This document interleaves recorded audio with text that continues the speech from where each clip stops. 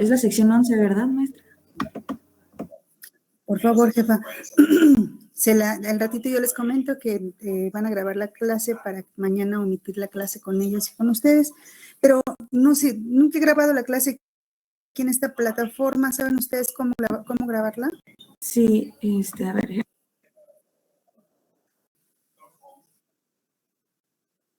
Por favor,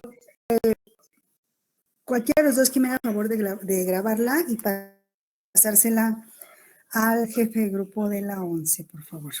¿Sí? Yo les digo en el momento que ya vayan a grabar.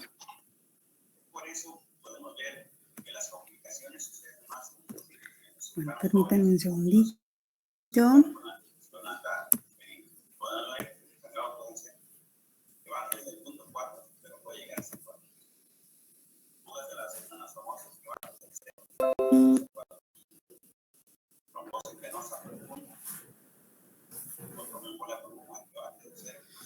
Bueno, entonces, hoy no me voy a detener, chicos, en hacerles preguntas. Sé que, pues, la verdad es que son un grupo responsable con el que me gusta mucho trabajar y que entiendo que si no todos ustedes, el 100% del grupo, me pone suficiente atención, sé que por lo menos el 90% de ustedes sí está siempre conmigo en clase y están, pues, siempre atentos a lo que estoy hablando. Les pido, por favor, que prendan sus cámaras solamente para poderlos ver y saber que me están poniendo atención. Procuraré no hacer muchas preguntas, pero si los veo de repente que se me están atorando en lo que yo estoy diciendo, me pueden interrumpir en el momento que sea necesario. Perdón por eso que quieran escuchar, pero necesito estar presente también en el Congreso. Bueno, entonces vamos a ver el día de hoy, a continuar el tema que estábamos viendo, que es los mecanismos de función renal. Resumiendo lo que habíamos hablado en la charla anterior, si quieren empezar a grabar, está bien, por favor. Resumiendo lo que estábamos viendo en la clase anterior, pues veíamos cuáles son las partes bueno, primero, cuál es la unidad o la estructura que hace funcionar correctamente al riñón, que es la nefrona. Y dijimos que tenemos 1 millón de nefronas en cada riñón y que además estas nefronas ya no se reproducen. Cuando una arteria, una vena, un capilar o una vénula o una arteriola se deterioran o sufren daño, estas estructuras no son capaces de reproducirse. Entonces, pues bueno, las recomendaciones generales pues es cuidar la integridad anatómica de cada nefrona, porque las nefronas, depende de las nefronas, el buen funcionamiento del sistema renal. Y a su vez hablábamos de que cada nefrona está compuesta por organelos, como es la cápsula de Bowman, el glomérulo, que está envuelta por esta cápsula de Bowman, el asa de Henle, el túbulo contorneado distal, túbulo contorneado proximal, y que por todos estos organelos, sobre todo en el glomérulo, se está llevando a cabo el proceso de filtración. Y que el proceso de filtración se lleva a cabo gracias a que, como en todos los capilares, en los pequeños capilares, tenemos una capa endotelial. El endotelio es esa capa de revestimiento, esa pared de musculatura lisa que tienen todos los vasos sanguíneos. De tal manera que gracias a este endotelio que es permeable, que tiene estas células endoteliales, pues se permite el paso de moléculas de una zona de menor concentración a otra de mayor concentración. En el caso de la nefrona, pues todo lo que está pasando por este capilar o por este endotelio se está reabsorbiendo. Y repito lo que comenté también, solamente el 1% lo vamos a excretar. Y también hablaba pues de las capas que tienen que atravesar todas estas moléculas contenidas en la sangre que lleva el plasma para poder reabsorberse. Entonces, haciendo un corte transversal de la nefrona, recordemos que la nefrona tiene una capa de fenestración que es porosa en la célula endotelial del glomérulo, que impide la filtración de células sanguíneas es decir, de todos los hematíes, de todos los glóbulos rojos, blancos y plaquetas, pero impide el paso de todos los componentes del plasma. Tenemos diferentes tipos de presiones, unas se oponen a la filtración, otras favorecen la filtración. Esto se mide por milímetros de mercurio. Solamente en casos muy específicos se puede medir la presión de sangre dentro de los vasos sanguíneos de la glándula renal. Pero bueno, conocemos que hay diferentes tipos de presión. Entonces, unas se oponen, otras favorecen.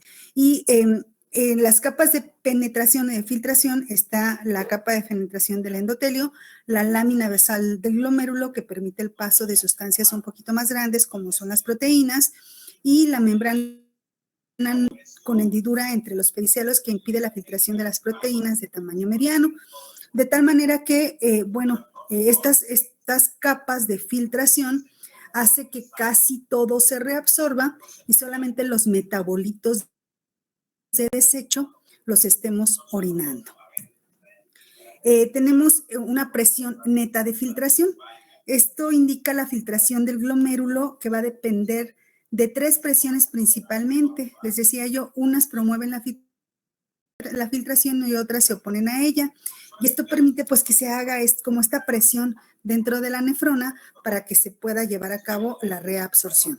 Una es la presión hidrostática, que es la presión sanguínea en capilares que promueve la filtración.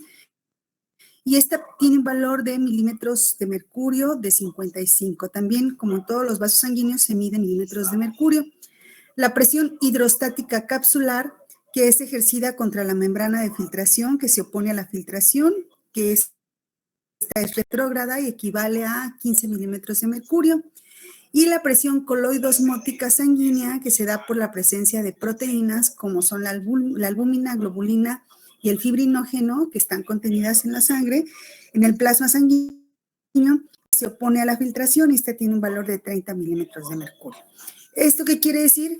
Que pues bueno, esta presión ejercida dentro del glomérulo nos permite, como ya decía, que todo se reabsorba y que solamente algunos metabolitos de desecho se puedan eliminar. ¿Cómo lo vamos a eliminar? Recuerden que tenemos 3 mecanismos de función renal. Primero la reabsorción, primero la filtración, después la reabsorción y el sistema urinario tiene la capacidad de excreción. ¿Qué es lo que va a excretar? Pues como todo sistema excretor, lo que el cuerpo no necesita. ¿Cómo lo va a excretar? Pues se va a excretar en forma de orina. Primero todo el plasma pasa por todos los organelos de la nefrona y llega finalmente al túbulo contorneado distal. Del túbulo contorneado distal pasa a la pelvis renal y de la pelvis renal le continúa el uretero. Tenemos 2 ureteros, uno de cada lado. Filtración y de reabsorción, entonces viene lo que es el mecanismo de excreción y la formación de la orina. La orina finalmente es una solución de urea, de sales y de otras sustancias de desecho que son solubles en agua. Esta es producida por el riñón a partir del contenido de la sangre que se va a transportar desde la arteria renal hasta el cuerpo de la nefrona. La sangre va a pasar por cada uno de los glomérulos, por los millones de glomérulos, quedando retenidos en este mismo glomérulo las sustancias de mayor volumen, mientras que las sustancias proteicas, el agua, las sales, la urea y otras sustancias pasan desde las paredes de los capilares a la cápsula de Bowman.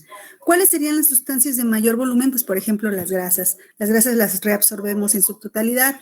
Sería, si encontramos grasas en la orina, que generalmente nunca debe de haber grasa en la orina, nunca. Si encontramos grasa en la orina, pues estamos ya sospechando de una enfermedad grave. Entonces, las moléculas de gran volumen son retenidas y otras sustancias pues están siendo filtradas dentro de la cápsula de Bowman. Tal es el caso de las proteínas. Y solamente pues el resultado final de lo que no se pudo reabsorber como metabolitos de desecho lo vamos a eliminar. La filtración de la orina es un proceso que permite el paso del líquido desde el glomérulo hacia la cápsula de Bowman por la diferencia de presiones sanguíneas que hay entre ambas zonas. Estas presiones sanguíneas entre el líquido en el intersticio del capilar como el volumen extracelular. El líquido que ingresa al glomérulo tiene una composición química similar al plasma, solo que no tiene proteínas o estas se encuentran en porcentajes muy bajitos. Bien, ¿cómo se va a dar la eliminación de la orina? Una vez que es formada la orina en los glomérulos, va a descender por los túbulos distales hasta llegar a la pelvis renal. Desde aquí va a pasar a los ureteros y llegan a la vejiga urinaria. En este lugar se va a almacenar por cierto tiempo la orina. ¿Cuándo es cuando vamos a tener ya deseos de miccionar? Permítanme un segundo, por favor. Muchas gracias, doctor. Perdón. ¿Cuándo es cuando vamos a tener deseos de miccionar? La vejiga urinaria recibe señales desde el sistema nervioso central. Por un lado, las ramas del sistema nervioso simpático nos están diciendo que ya debemos de evacuar esa vejiga porque está sintiendo en las paredes de la vejiga pues ese reflejo miccional. El reflejo miccional se da porque la vejiga ya la sentimos llena con esa capacidad máxima de hasta 500 centímetros cúbicos. Entonces tenemos un reflejo del sistema simpático que nos está diciendo pues como que ya me están dando ganitas, pero por otro lado tenemos reflejos también del sistema parasimpático desde la corteza cerebral que nos está diciendo espérate tantito, todavía tienes la capacidad de controlar los esfínteres. Estos reflejos miccionales nos están dando ciertos estímulos de contracción y de relajación en el esfínter de la uretra, que finalmente también es musculatura lisa. Y que solamente, afortunadamente, el control de los esfínteres de la uretra sí está a voluntad. El control de los estímulos que hay desde la corteza cerebral hasta las paredes de la vejiga que nos están diciendo que la vejiga está llena, no lo podemos controlar. Pero el control de los esfínteres de la uretra, pues sí está a voluntad. Entonces, ¿cuándo vamos a tener ese control o cuándo vamos a tener, pues sí, el control de los esfínteres de la vejiga? Cuando ya se despierta el reflejo de la micción, cuando ya la vejiga, las paredes de la vejiga, las paredes de la musculatura lisa de la vejiga nos dicen, ya es momento de evacuar la vejiga, de relajar la vejiga, de controlar, de evacuar la vejiga, sí, y de enviar ese impulso para que la micción se pueda dar. Entonces, en ese momento, el reflejo miccional, pues sí está a voluntad. De tal manera que se recibe entonces dos tipos de reflejo, uno que sí está a voluntad y otro que no está a voluntad. Así se da el reflejo de la micción. La micción entonces es ya pues como que el resultado final de todo ese proceso metabólico que hizo y hemodinámico que ya hizo el sistema urinario, que es la excreción de la orina. La excreción de la orina la conocemos como micción, como el acto de orinar. Y es el proceso mediante el cual la vejiga urinaria se vacía cuando está llena. Esta se realiza en dos pasos. La vejiga se llena progresivamente hasta que la tensión de sus paredes aumenta por encima del umbral máximo, que serían 500 mililitros.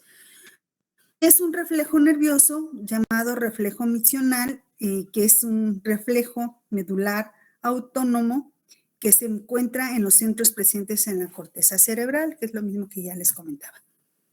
El reflejo miccional entonces es un solo ciclo completito. Se da por aumento rápido y progresivo de la presión en la vejiga.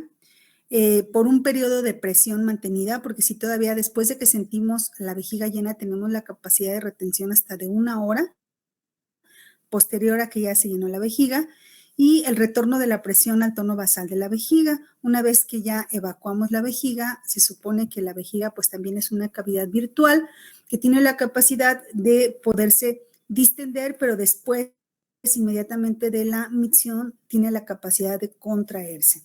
Una vez que se ha producido el reflejo, pero no se ha vaciado la vejiga, los elementos del sistema nervioso de este reflejo, pues sí pueden permanecer alrededor, es decir, está inhibida la micción durante 1 hora más o menos. Por eso cuando nos piden permiso a los maestros de salir a orinar, sabemos que ya que tienen el deseo de orinar, todavía pueden, tenemos la capacidad de aguantar más o menos 1 hora. Cuando el reflejo miccional es lo suficientemente poderoso, se va a provocar otro reflejo que pasa a los nervios pudendos hasta los esfínteres externos para inhibirlo. Si esta inhibición es potente, en el encéfalo se dan las señales constrictoras voluntarias. Ahora sí, tenemos a voluntad la micción del esfínter externo que va a producir la micción. ¿Cuáles son los componentes del sistema de control de la vejiga?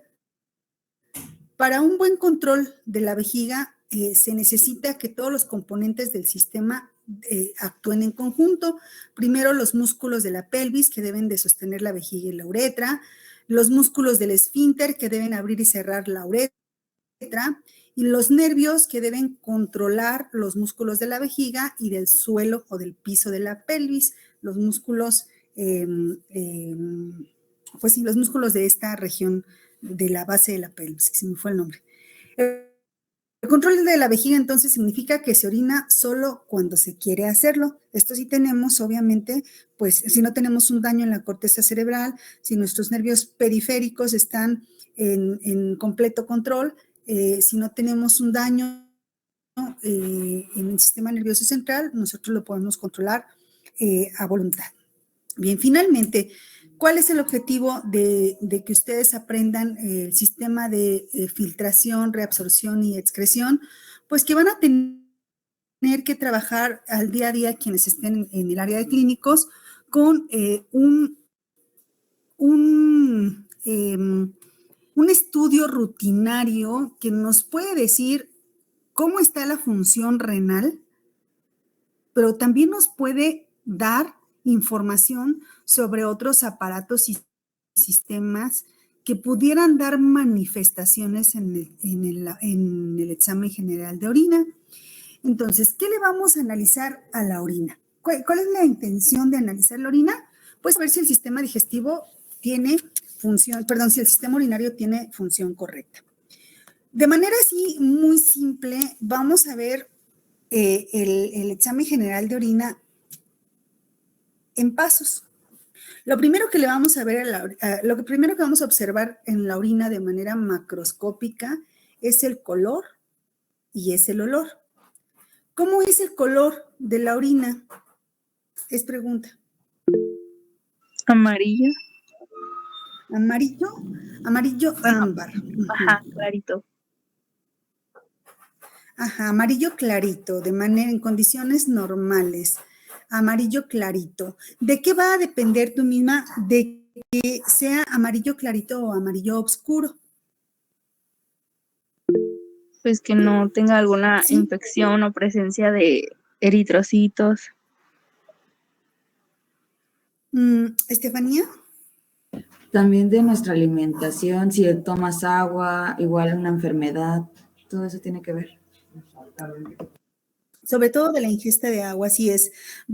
Ustedes han observado que cuando tienen más ingesta de líquidos, de agua principalmente, pues la orina es un poquito más clara. Si también tenemos menos ingesta de agua, la orina va a ser un poquito más oscura. Pero también va a depender, por supuesto, de algunos pigmentos en los alimentos que podemos llegar a consumir y que de repente nos pueden pigmentar la orina de un color diferente. Por ejemplo, con pigmentos muy fuertes como son el betabel, la jamaica, pues vamos a ver una orina un poquito de coloración que nos hace sospechar a veces de patologías, pero que tiene que ver principalmente con los pigmentos de los alimentos. Y por supuesto que también el color puede variar dependiendo de algunas patologías que nos pueden dar orinas patológicas. Entonces, vamos a ver el color, el olor todos lo conocemos, el olor es sui generis, el olor es característico de un pH ácido, el olor de la orina lo conocemos. Cuando ustedes tengan la habilidad de clínica al momento de destapar un frasco de una muestra patológica, de verdad que con el olor van a poder descubrir ustedes si esa orina es normal o es una orina patológica. Vamos a observar la densidad, vamos a observar las reacciones con las tiras reactivas o con los otros elementos químicos que ustedes tienen como químicos para hacer reaccionar esta orina. La composición química y, por supuesto, pues también la cantidad. Entonces, esto lo vamos a analizar con el examen general de orina. El examen general de orina va a incluir una serie de pruebas selectivas o de detección que nos van a permitir descubrir una variedad de enfermedades renales del tracto urinario y, como les decía, pues algunas enfermedades también sistémicas. La muestra clínica es bien importante que ustedes sean bien estrictos con los pacientes, sí decirles, a ver, la muestra necesito que casi me la traiga inmediatamente después de orinar. ¿Qué le va a pasar a una orina si la analizamos 4 horas después, 5 horas después? Es pregunta.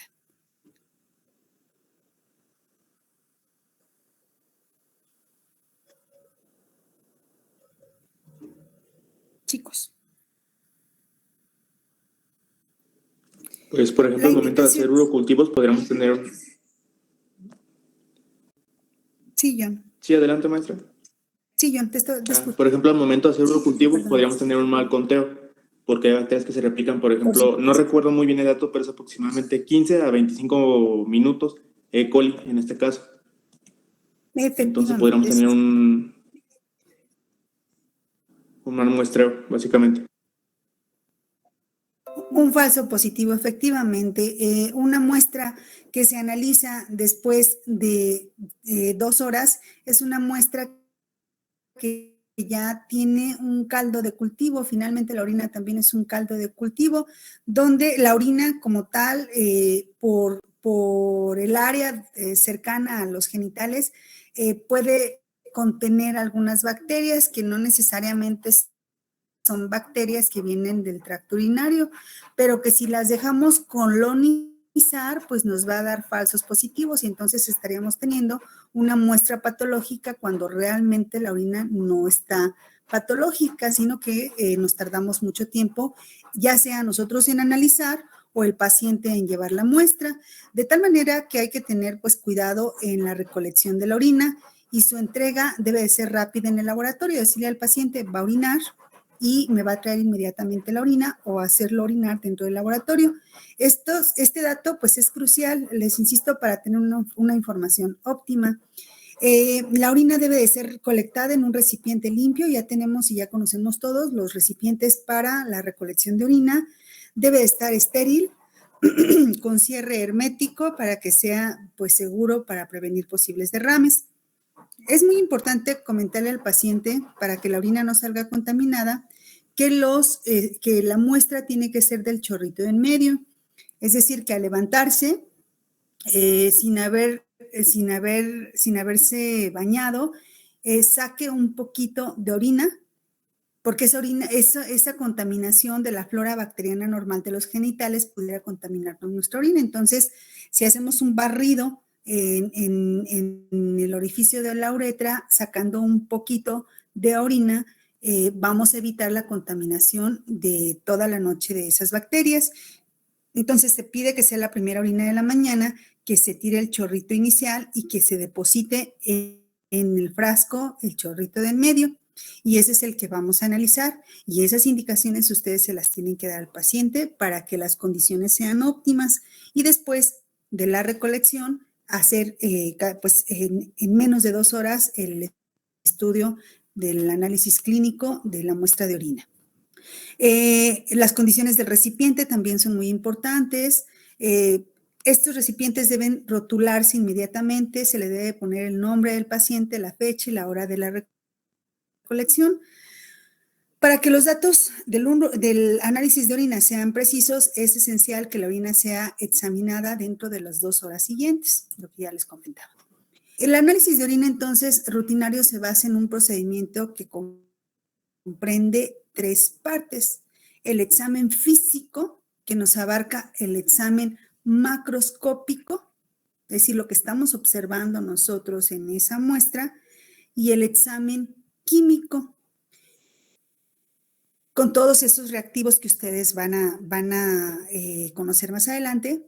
Y por supuesto que el examen microscópico, es importantísimo lo que ustedes observen en esa muestra al microscopio.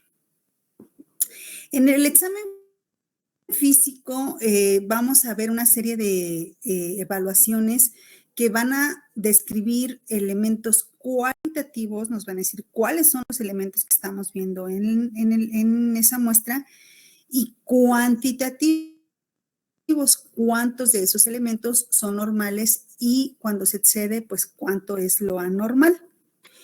Vamos a observar el color. El color, pues ya me lo dijeron, es un color amarillo ámbar.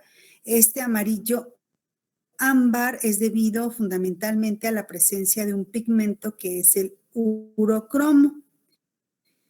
Pero puede variar entre amarillo claro y amarillo oscuro, y esto pues va a depender de la ingesta de agua que se tenga en el transcurso del día, o los hábitos pues higiénico-dietéticos que se tenga también. Las orinas patológicas nos pueden, desde que nosotros recibimos una muestra al momento de ver el color, ya podemos nosotros determinar una orina patológica. La orina patológica presenta diferentes coloraciones. Frecuentemente o vemos pigmentos de sangre o vemos pigmentos biliares cuando recibimos orinas patológicas. Un color amarillo intenso se puede presentar en orinas de pacientes que están deshidratados, que nos provoca alta densidad, o bien por un ejercicio intenso, también por deshidratación, por una fiebre o una dieta muy restringida en líquidos. Un color rojizo, si no es por pigmentos dietéticos, puede hacernos sospechar de la presencia de sangre. Y una orina roja o rosada se puede dar frecuentemente en pacientes que orinan muy poquito, que se conoce como liguria, en pacientes que tienen presentan en ese momento oligurias febriles, es decir, que tienen hipertermia. Y también en procesos infecciosos podemos, sobre todo en procesos infecciosos de vías urinarias bajas, no se diga en vías urinarias altas, bajas me refiero del uretra, de la vejiga urinaria, cuando hay procesos infecciosos e inflamatorios en estas áreas anatómicas, vamos a encontrar orinas patológicas.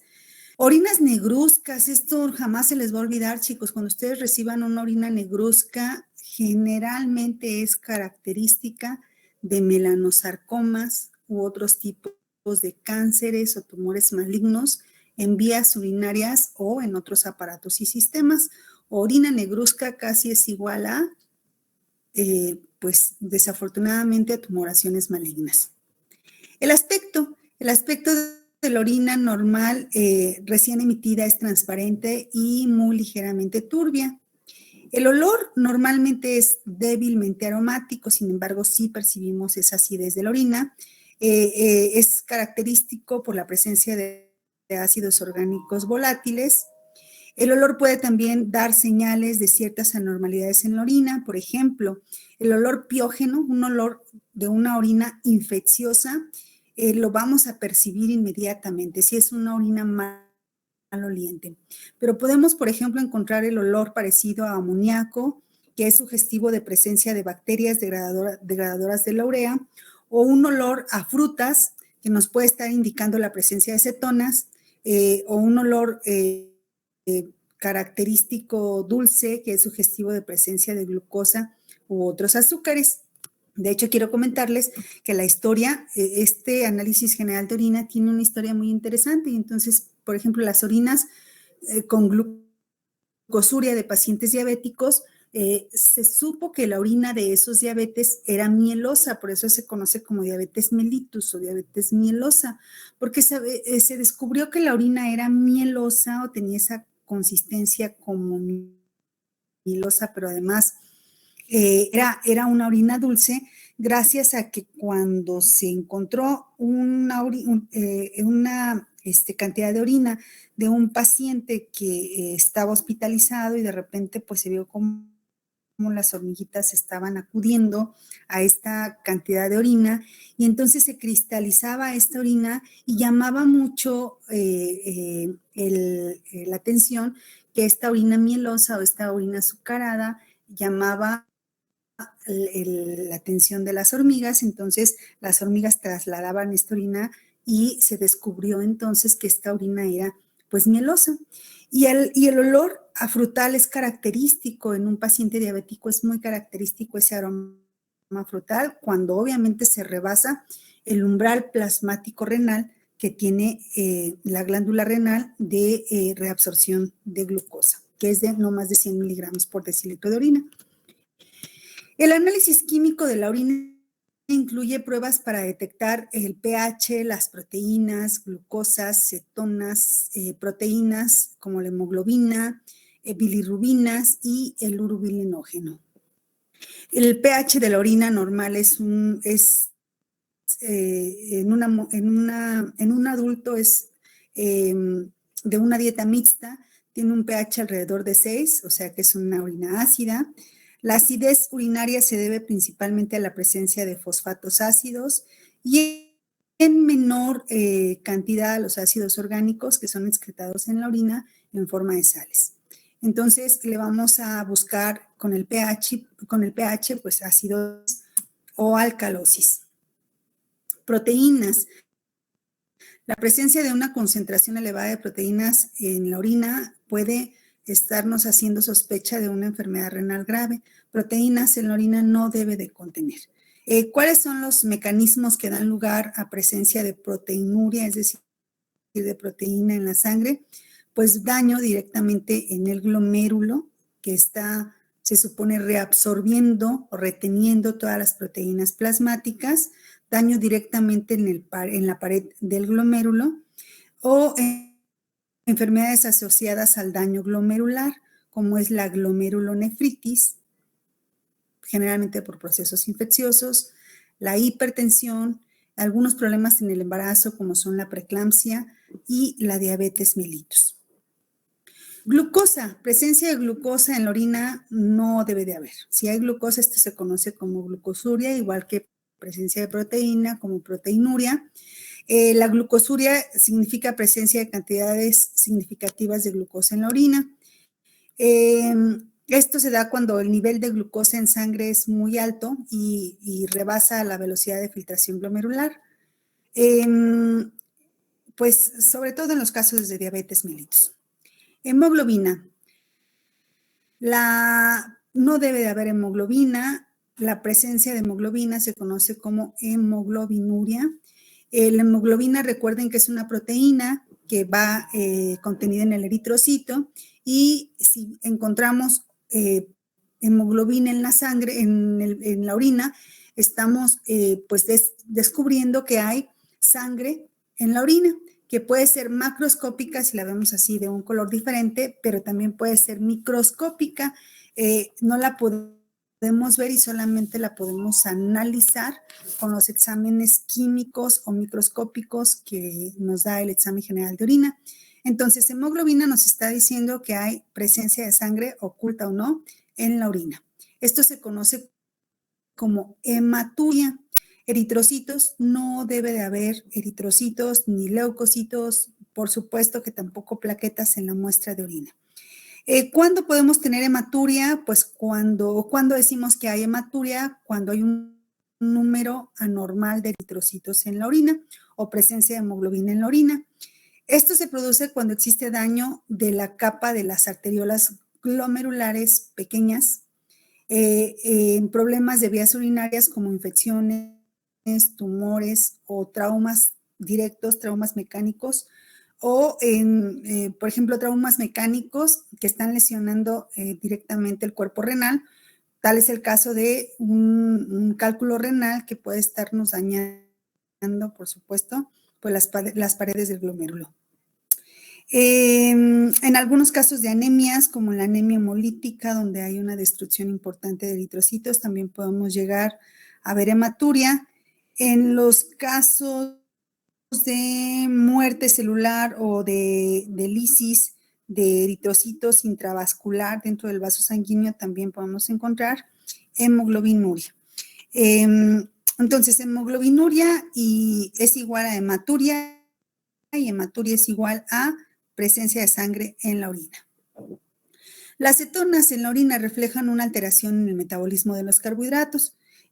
Cuando tenemos presencia de cetonas en el examen general de orina, pudiera tratarse de una presencia también de glucosuria, y pues vamos a tener cuerpos cetónicos abundantes en los casos, por ejemplo, de pacientes con diabetes, donde pues se pierden grandes cantidades de estos carbohidratos como son la glucosa.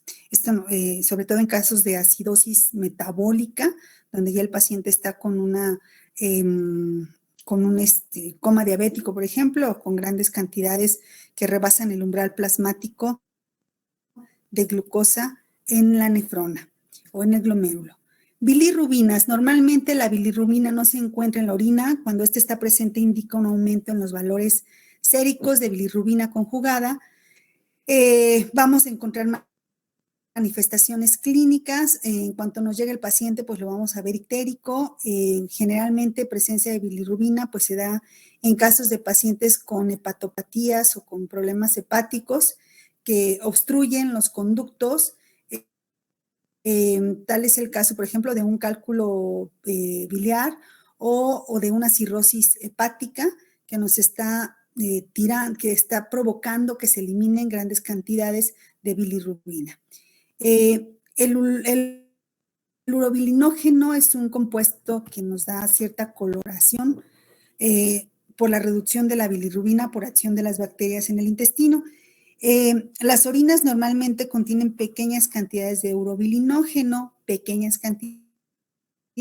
Cuando la orina es muy amarilla, habrá que buscar también pues, problemas hepáticos. ¿Cuándo vamos a tener presencia de urobilinógeno? Pues ya les había comentado, en orinas patológicas de pacientes con alguna hepatopatía o disfunción hepática. En el examen microscópico vamos a buscar eritrocitos, leucocitos, cristales, cilindros, células epiteliales. Aquí podemos ver células epiteliales. Las características de los eritros, de leucos, ya las conocen ustedes. Lo que aquí vemos es la célula epitelial y pues, bueno, células epitelial como células de descamación, puede haber presencia de células epiteliales. Esto se manifiesta por cantidades sobre cruces, dependiendo del laboratorio, y entonces una cantidad excesiva de células epiteliales nos está diciendo que pudiera haber daño renal, inflamación renal. Estos son los cristales y pues como ustedes ven, realmente cuando hay presencia de cristales en el microscopio, pues parecen justamente eso, como pequeños cristalitos, cristales, a veces algunos que tienen una forma muy bien definida. Estos cristales, no debe de haber presencia de cristales. Cuando hay presencia de cristales, nos está diciendo pues que estamos teniendo, que no se está reabsorbiendo la cantidad de sales, de iones que se deben de reabsorber o que estamos nosotros consumiendo en exceso de esa cantidad de sales o de minerales. Y entonces, si no se reabsorben, ojalá lo elimináramos rápidamente. Lamentablemente se van a estar haciendo la formación de cristalitos dentro del cuerpo renal y finalmente van a ser evacuados estos cristalitos. Presencia de cristales casi es sinónimo de que en un futuro vamos a tener cálculos renales. Cilindros, presencia de cilindros debe de haber muy poquitos. Si encontramos células cilíndricas, también nos está diciendo procesos inflamatorios. esto es lo que podemos encontrar en el examen microscópico. Vamos a hablar un poquitito de los diuréticos. Los diuréticos son sustancias que aumentan el volumen de orina. ¿Cuándo va a haber necesidad de dar un diurético? María Montserrat, ¿cuándo tendremos necesidad de indicar un diurético?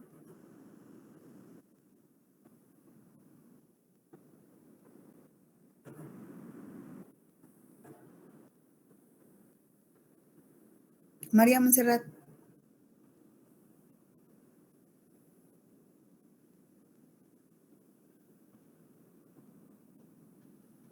Pues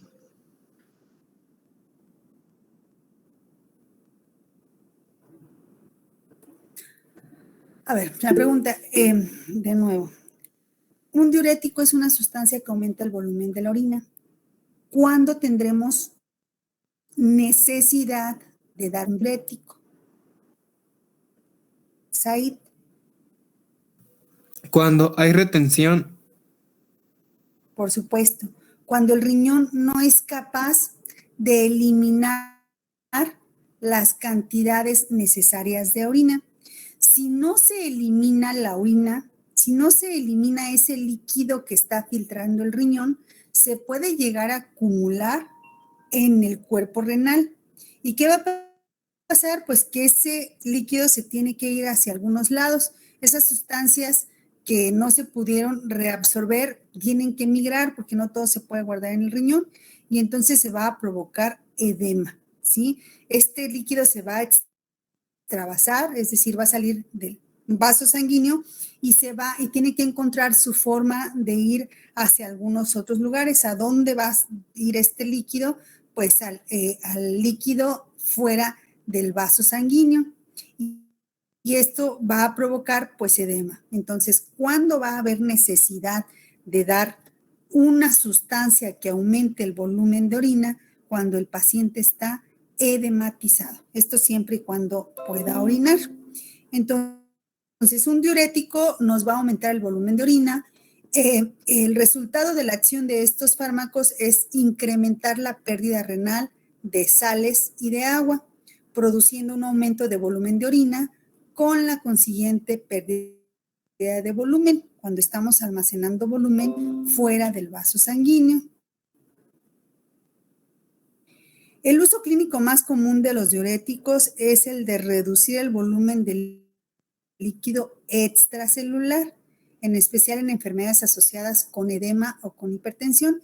Y el diurético puede aumentar hasta 20 veces la diuresis minutos después de su administración, es decir, vamos a provocar que el paciente esté orinando muchas veces. ¿Cuándo es cuando necesitamos dar diuréticos? En los casos de hipertensión arterial, de que la presión dentro de las arterias, de que la presión sanguínea dentro de las arterias es muy elevada, necesitamos dar diurético o favorecer la diuresis. En insuficiencias cardíacas congestivas, en edemas de origen cardíaco, renal o por obstrucción mecánica periférica, en edemas en el embarazo, en problemas de cirrosis hepática donde se provoca ascitis, que es la acumulación de líquido abdominal, que lo veremos cuando veamos sistema endocrino, y en algunos casos de glaucoma donde la presión intraocular es muy elevada. Vamos a ver cuáles son las patologías, así rápidamente, cuáles son las patologías más comunes en el sistema urinario. Conocemos todos las infecciones de vías urinarias. Estas son más comunes en mujeres por la anatomía de la uretra. La uretra está más cercana al orificio de la vagina. Entonces, la anatomía de la uretra femenina hace que sea más común la colonización de bacterias genitales o intestinales en las mujeres. Habitualmente son recurrentes si no se da el antibiótico a vías urinarias superiores, es decir, la contaminación es retrógrada y la lesión renal cuando hay una infección de vías urinarias no tratada oportunamente, pues puede ser grave. Una vez que se daña una nefrona, no hay forma de volverla a reproducir. Entonces, una infección de vías urinarias bajas, como es una uretritis o una cistitis, no controlada, no bien tratada, puede llegar hasta enfermarnos el riñón. La bacteria más común para infecciones de vías urinarias es Escherichia coli. Normalmente la Escherichia coli urinarias, pero cuando ya se coloniza más de ya estamos teniendo presencia de sintomatología. Otra bacteria común es el Staphylococcus saprophyticus y Proteus y Klebsiella. La actividad de protección cuando no hay una higiene adecuada es pues también una de las causas más comunes. Alteraciones en la inervación, es decir, cuando tenemos una vejiga que retiene mucha orina, vejigas retencionistas.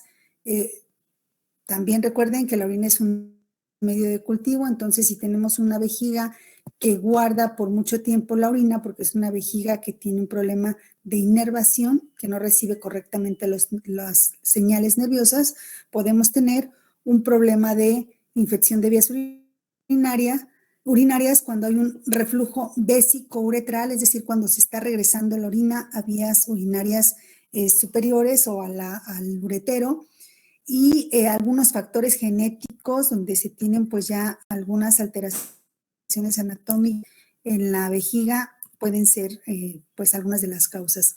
Síntomas: urgencia de orinar, dolor al orinar, incontinencia urinaria, cambios en la coloración y el olor de la orina, alguna orina sanguinolenta cuando la inflamación ya es importante. En el caso de actividad sexual sin protección, datos francos de infección genital, es decir, no solamente vamos a tener una orina contaminada, pudiera haber secreción vaginal que nos está, o de la uretra del varón, que nos está sugiriendo una infección genital, y esto puede llegar a provocar en los varones hasta una prostatitis, una inflamación e infección de la próstata, lo que nos va a dar fiebre elevada y ataca el estado general.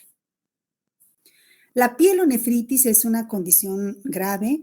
La pielonefritis ya nos está hablando de un proceso infeccioso dentro de la glándula renal. La sintomatología es muy típica: fiebre, dolor, generalmente lumbar, síntomas de infección urinaria aguda, como son todos los síntomas mencionados anteriormente. Esto se presenta pues generalmente en el 60% de los casos, sin embargo algunos casos de pielonefritis pueden ser silenciosos y ya nos llega el paciente al hospital ya cuando la infección en la glándula renal está muy complicada. Pueden también los síntomas acompañarse de náusea, vómito e incluso de diarrea. El dolor puede irse a diferentes zonas, puede ser que se enmascare con un dolor abdominal, con un dolor inguinal y en ocasiones pues únicamente síntomas de infecciones de vías urinarias bajas que van a preceder a una pielonefritis 1 o 2 días después. Los cálculos renales, como ustedes ven aquí, pues son realmente la complicación de un cálculo renal es grave. Los cálculos renales normalmente se van a estar originando por exceso de algunos minerales ingeridos o porque metabólicamente el riñón no puede reabsorber estos metabolitos y pues finalmente se están acumulando dentro del cuerpo renal. Pueden pasar desapercibidos y detectarse únicamente cuando van a pasar por la uretra, pero pueden llegar a complicar el riñón. Vean ustedes el tamaño de estos cálculos y cuando el tamaño de estos cálculos es, como ustedes lo ven en la diapositiva, pues le cuesta mucho trabajo a esa musculatura lisa de estos conductos descender un cálculo y puede ser que sí descienda a la pelvis renal, pero que se atore en el uretero y entonces es cuando puede dar manifestaciones. Habitualmente cuando se encuentran en la glándula renal son asintomáticos, lamentablemente. Solamente cuando ya están descendiendo es cuando presentan sintomatología y el lumen del uretero, es decir, el espacio en el uretero es muy reducido, entonces es cuando ya nos da manifestaciones de dolor muy importante. Los cálculos renales se presentan cuando la orina se vuelve demasiado concentrada. Se van cristalizando estos cálculos hasta formar piedritas. Los más comunes son los cálculos de calcio, por ejemplo. Y los síntomas se van a manifestar cuando ya pasaron hasta el uretero y causan dolor que amerita la hospitalización en los pacientes. Los cálculos desafortunadamente también pueden formarse en la pelvis renal y esto provocar, o en los cálices del riñón, y esto provocar una pielonefritis. Los síntomas más comunes son dolor intenso, puede ser en el área, dolor lumbar, abdominal o a un costado de la espalda, dolor que es bastante intenso y que se irradia a la ingle o a la región testicular. Podemos presentar orinas patológicas cuando hay cálculos, vamos a tener un color rojizo o un color rosadito que ya nos está indicando inflamación. Puede haber sangre franca en la orina y pues los síntomas generales como son náusea, vómito y escalofríos. ¿Qué se hace cuando hay un cálculo renal? Pues si bien le va al paciente, podemos hacer litotripsia, que es como deshacer en pequeños pedacitos este cálculo para que puedan ser, para que desciendan con mayor facilidad hacia estos conductos. Se pone un pequeño catéter en el uretero por donde van a viajar estos pequeños pedazos del cálculo. Esto es la litotripsia que se hace con ondas de ultrasonido que van a destruir ese calculito o esa piedrita. Un riñón poliquístico, la poliquistosis renal, que es una enfermedad renal que se transmite de padres a hijos. En esta se están formando múltiples quistes dentro del cuerpo renal. Esto va a aumentar el tamaño del riñón. Los síntomas desafortunadamente aparecen hasta la Edad Media. Afecta a 1 de cada 1000 estadounidenses. En México desconozco el dato, pero pues sí les puedo decir que yo tengo una cantidad pues relativamente importante de pacientes con riñón poliquístico. Generalmente es asintomático o desafortunadamente es asintomático. En ocasiones el único síntoma es sangre al orinar, una micción excesiva durante la noche, dolor de costado cuando están acostados a un lado o en ambos lados, puede haber somnolencia y generalmente una condición de este tipo va acompañado con otras enfermedades congénitas, puede haber o no dolor articular. Esto es un riñón normal y un riñón poliquístico. La esperanza de vida de los pacientes con riñones poliquísticos pues se reduce un poco. Puede llegar hasta insuficiencia renal un riñón poliquístico. Es difícil de operar un quiste en un riñón. Cuando es un quiste único se puede operar, pero cuando los riñones son poliquísticos, pues como ustedes ven, difícilmente se logra salvar esa glándula renal. La insuficiencia renal, que todos lo hemos escuchado, la insuficiencia renal es una enfermedad crónico-degenerativa que es causada por diversos factores. Las causas más comunes es la diabetes mellitus, padecimientos congénitos, procesos infecciosos como una pielonefritis o una glomerulonefritis que nos pueden dar daño en un porcentaje importante de las nefronas. Y pues bueno, los tratamientos son variables. Fisiológicamente, la insuficiencia renal se describe como una disminución en el flujo plasmático renal, lo que se manifiesta en una presencia elevada de creatinina en el suero. ¿Por qué se puede dar una insuficiencia renal? Pues el exceso en el consumo de proteínas y aguas para aquellos jóvenes que acuden, por ejemplo, a gimnasios y que tienen consumo elevado de proteínas para ganancia de masa muscular. Uno de los órganos que están lesionando o afectando justamente es la glándula renal, o por concentraciones de colesterol elevadas en el plasma sanguíneo, o bien, como les decía, diabetes mellitus o hipertensión arterial. ¿Cuál es el tratamiento para la insuficiencia renal? Cuando ya el riñón es insuficiente para hacer el proceso de filtración, se va a acumular agua en todos los tejidos y una de las cavidades a donde se va a ir el agua o los líquidos que no puede filtrar el riñón es el abdomen, lo que provoca pues ascitis o aumento de agua abdominal. Se tiene que hacer un proceso de diálisis, es decir, se tiene que poner un catéter para estar quitando esa agua dentro de la cavidad abdominal, dentro del peritoneo, que está con todos los metabolitos de desecho, y pasar agua completamente limpia. Es decir, a través del abdomen tenemos que hacer ese mecanismo de filtración del agua. Se quita el agua contaminada y se le pasa agua no contaminada. Estas son las consecuencias de no cuidar nuestra glándula renal. Una hemodiálisis, que es ya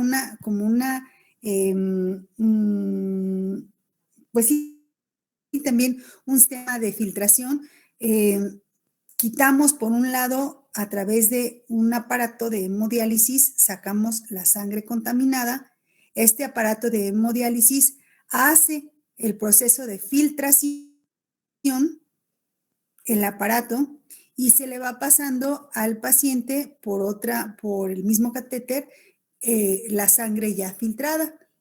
Es decir, esta hemodiálisis, el paciente depende, la vida del paciente depende de que se lleve al paciente al hospital o a estas clínicas de hemodiálisis para que se esté limpiando la sangre a través de un aparato, porque el riñón ya es insuficiente para hacer su mecanismo de filtración y de excreción. Algunas otras nefropatologías, ya para terminar, son el riñón en herradura, que ustedes ven aquí, que un riñón debe de estar separado del otro. Solamente se van a juntar hasta los conductos hasta la vejiga urinaria. Podemos llegar a tener un riñón que se encuentre en herradura, es decir, que no se fragmentó y que es un problema congénito. Habitualmente, pues también se encuentra como hallazgo. Puede no complicarse, sin embargo, la causa más común es un problema cardiovascular. Y pues bueno, les repito, cuando una enfermedad congénita, cuando nacemos con una enfermedad congénita, habitualmente va acompañado de otras enfermedades congénitas. Este es un riñón, son dos glándulas renales que no se separaron. Aquí vemos un riñón o los riñones en herradura que están unidos, están separados como tendría que ser. Y finalmente, pues las tumoraciones o los cánceres renales, que pues si bien no son los tipos de cánceres más comunes actualmente, pues con todo el medio ambiente que nos está rodeando y con todas las enfermedades que estamos observando recientemente, pues van en aumento los casos de tumores renales. Así es como se llaman las tumoraciones renales. Sí, díganme.